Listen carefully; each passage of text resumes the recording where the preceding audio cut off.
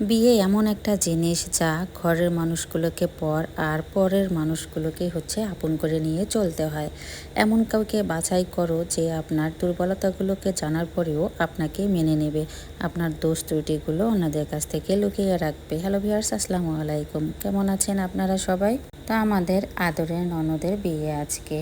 তো সেই উপলক্ষে সকালবেলা আজকে একটু মেহেদি হাতে দিলাম, কাজগুলো গুছিয়ে। মেহেদি না পড়লে কি হয় বলেন তো?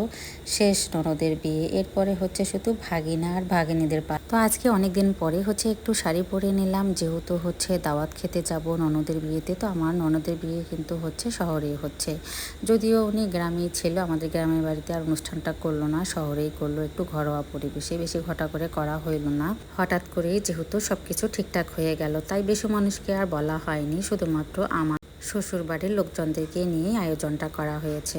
তো ছেলে মেয়ে হাজব্যান্ডকে রেডি করে নিয়ে প্রথমে চলে গেলাম আমার নানা শ্বশুরের বাড়িতে। ওখানে আবার মামা শ্বশুরেরা মিলে আয়োজন করেছে মিলাদ মাহফিলের। তো এই দোয়া মাহফিলটা কিন্তু বছরে একবার হলেও করে আমার নানা শ্বশুরের জন্য। তো ওই দিক দিয়ে এবার খাওয়া দাওয়া শেষ করে আমার শাশুড়ি আম্মা দুদিন আগেই ওখানে আসছে, আমার মামিরা নিয়ে আসছে ওনাকে। তো আমার শাশুড়ি আম্মাকে নিয়ে এবার বড় ননাসরাও ওখানে আসছে, আমার মেজো ননাস, সবাই মিলে আবার চলে আসলাম শহরের বাসায়। রংপুরের শাপলায় আমার বড়াব্বা শ্বশুরের বাড়ি। তো ওখানে আমার জায়েরা 2 দিন থেকে আছে, আর আমরা আজকে সবাই মিলে চলে আসলাম বিয়ের উদ্দেশ্যে। তো আমার শ্বশুর বাড়ির পরিবারের প্রায় সবারই কিন্তু বিয়ে হয়ে গেছে, এই জ্যাঠাতো ছোট ননদটা শুধুমাত্র ছিল বিয়ের উপযুক্ত। তো যাই হোক, আজকে শুভ কাজটা হয়ে গেল আলহামদুলিল্লাহ। সবাই একটু দোয়া করবেন নতুন দম্পতির জন্য, তারা যেন সুখে থাকে, শান্তিতে থাকে, ভালো থাকে।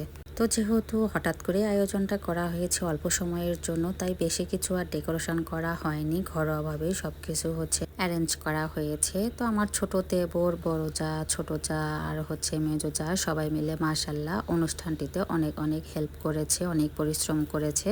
তো মাশাল্লাহ, এই তো নতুন বর চলে আসলো। তো দেখেন অনেকটাই লাজুক টাইপের, কিন্তু উনি শরবত ভেবে মরিচের গুঁড়োর শরবত খেয়ে ফেলেছে।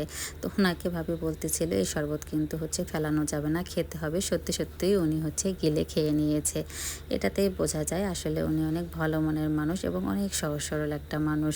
কেমন লাগলো আপনাদের কাছে নতুন বর বউকে অবশ্যই একটু কমেন্টসে জানাবেন।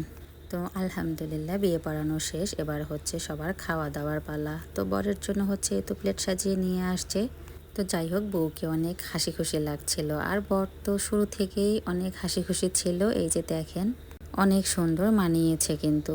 তো আমার এই ননদ কিন্তু বাচ্চাদেরকে অনেক আদর করে, সবাইকে এক এক করে খাওয়াই দিচ্ছিল, আমাদেরকেও খাওয়াই দিয়েছে। এবার বিদায়ের পর্ব শেষ করে এই তো আমরা গ্রামের বাড়িতে চলে আসলাম। ভিডিওটা এখানে শেষ করলাম, সবাই ভালো থাকবেন, ফলো দিয়ে পাশে থাকবেন।